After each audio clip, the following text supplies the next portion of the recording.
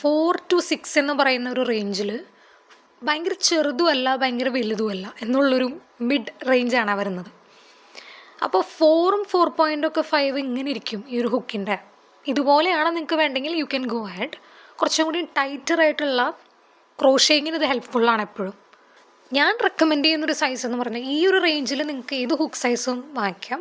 5 ഒക്കെ ആണെങ്കിൽ 5.5 ഒക്കെ ആണെങ്കിൽ പക്കയാണ്. അതൊന്ന് ട്രൈ ചെയ്ത് നോക്കണം. ചിലപ്പോൾ നിങ്ങൾക്കത് ഇഷ്ടപ്പെട്ടു എന്ന് വരില്ല അല്ലേ. റെക്കമെൻഡേഷൻസ് മാത്രമാണിത്.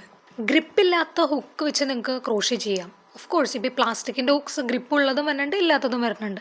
ഗ്രിപ്പില്ലാത്തതിന് വേറൊരു പേർപ്പസും കൂടി ഉണ്ട്, നമുക്ക് പിന്നെ ഡിസ്കസ് ചെയ്യാം. പിടിയുള്ളതാണ് ഞാൻ റെക്കമെൻഡ് ചെയ്യുക. ആ സ്റ്റിച്ചസ് പഠിക്കുന്ന ടൈമിലുണ്ടല്ലോ നമുക്ക് ഹുക്ക് കയ്യിലിരിക്കണം. നമ്മൾ ഏത് മെത്തേഡ് യൂസ് ചെയ്യണമെങ്കിലും പെൻസിൽ ഗ്രിപ്പായാലും ശരി നൈഫ് ഗ്രിപ്പായാലും ശരി കയ്യിലിരിക്കണം. ഒരു ഗ്രിപ്പ് നമുക്ക് ഒരു എക്സ്ട്രാ ഗ്രിപ്പ് അത്യാവശ്യമായിട്ട് വരുന്നൊരു സ്റ്റേജാണ് തുടങ്ങുമ്പോൾ. അപ്പോൾ ആ സമയത്ത് ഹുക്കിൽ ഗ്രിപ്പുള്ളത് കിട്ടുകയാണെങ്കിൽ അത് തന്നെ വാങ്ങിക്കാൻ നോക്കുക.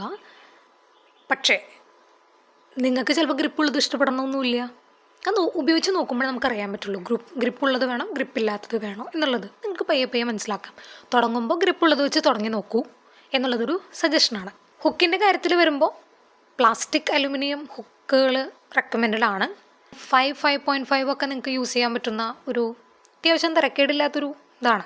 ഗ്രിപ്പുള്ള ഹുക്കാണെങ്കിൽ അത് തന്നെ അവൈലബിൾ ആയിട്ടുണ്ടെങ്കിൽ വാങ്ങിക്കാനായിട്ട് ശ്രമിക്കുക.